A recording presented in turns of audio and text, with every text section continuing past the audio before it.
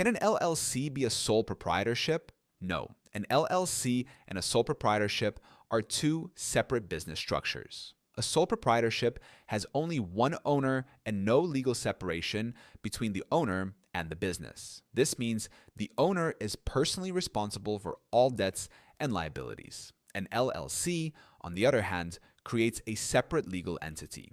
Even if it has only one owner, it's called a single-member LLC.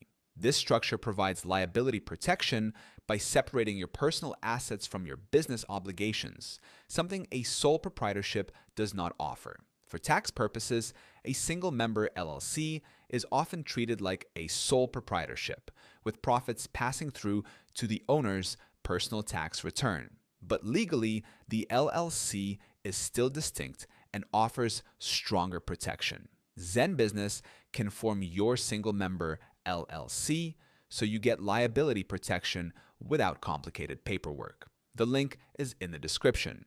And if you want a step-by-step breakdown of LLC basics, you can also download my free guide on how to set up an LLC. That link is in the description too.